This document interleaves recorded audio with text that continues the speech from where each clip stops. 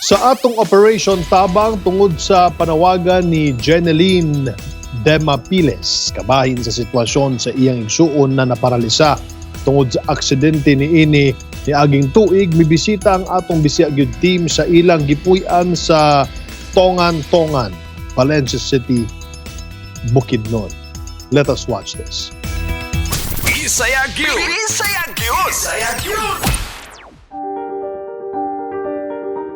Sa panghinaot na adunay makaibalo ug makatabang sa sitwasyon sa iyang igsuon, si Jeneline Demapiles, 23 anyos, gipost ang video sa iyang magulang sa Facebook. Tungod sa nag-viral niya na video, nakaabot kini sa atong dawatan ug dayon nato siyang gi-contact. Sa atong pag-contact kang Jeneline, naibaluan nato na bisan pa man nag-viral ang iyang i-post na video, pipila man ang nakisimpatya sa ilang sitwasyon, dili gyapon kini igo aron matabangan sila sa ilang kasamtangang kahimtang. Abril 4, niaging Lunes, ang Bisaya Gyud team bitbit ang mga food packs, usa ka sakong bugas ug tambal. Giadtuan ang pamilya Demapiles sa Purok 4, Tongan, Valencia City, Bukidnon. Ug didto atong nakita ang ilang sitwasyon. Natandog ang among kasing-kasing sa pagkahibalo na sukad pa diay niaging gabi ang ilang ulahing kaon. Among nakita ang kagutom sa mga bata na kung wala naabot ang atong hinabang, maggulat na pud sila sa kasava na ila pang kuwaon sa pikas bungtod na posible pang mahaon kanila ana pang gabiyo na. Dayong gisaysay ni Ronald ang hinungdan sa iyang pagkabalda. Ang trabaho na ko, harvest ug humay. Pag human, wala ni harvest, tanong na pod. Pag balik na po sa bukid. Mukha kahoy. Pangguling. Nabot na po nito pikas na po sa kwan. Sa area. Nya dito po naguling na po mo dito niya. Dito man po ng disgrasya kay pagpasaan na sa kahoy ba. Pagpasaan ako sa kahoy niya, nagigyas ko. Kuhaan po na po nabuhian ko. Ang kahoy. Nara sa akong baga kay po ba. Nagbati na ko hawak mo. Yung laguto o kahawak na ko. So, pagka mga simana pa po, kaya po ko nakabati nga di na ko tindog. Binhod na tanan ba? Binhod na tanan ko. Mga gantadaghan lang yung paano nga tumi sa panan. Ngayon sila, wala naman, okay naman daw. Wala naman, maulian na daw. Pero tuwing na lang. Nagantos ang yapon sa binhod. Lisod ko kayo kay napibata ang gagmay. Isip usa ka asawa, dili usab lalim ang giagyan ni Mercy. Katog yung permeron yan kanang pagkadisgrasya.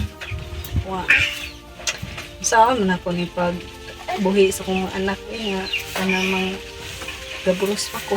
Yung daghan ko istorya sa ko. Nganong madugay man kasi mong bana nga wala naman ikahatag.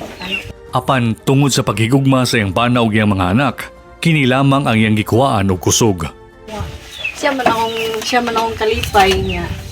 Sa wala pa po siya na disgrasya, ihatag mo po niya tanan ang akong gusto bisan nagmay.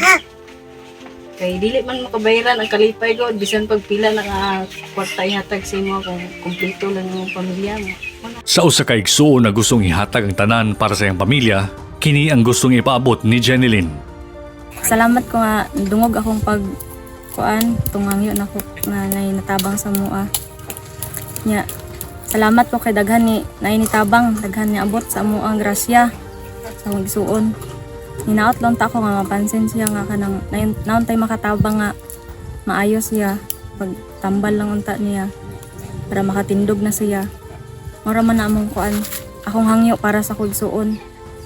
Kay kung dili siya makatrabaho, wala man gyapon may kung suporta lang mahurot ra man gid permente pagkaon. Kana lang akong hangyo unta sa akong nay makapansin sa iya ba mga ayon ta siya siyang tiil na makalakaw na siya. Sa panlantaw sa atong Bisaya Gyud program, atong tumong ang mahatagan og malungtaro na solusyon ang ilang gisagubang nakalisod. Sa pagkakaron, una pa lang kining lakang sa Bisaya Gyud aron matabangan ang pamilya Demapiles ug among panaad dili matapos ang pagtabang alang kanila. Daghang salamat Bisaya Gyud.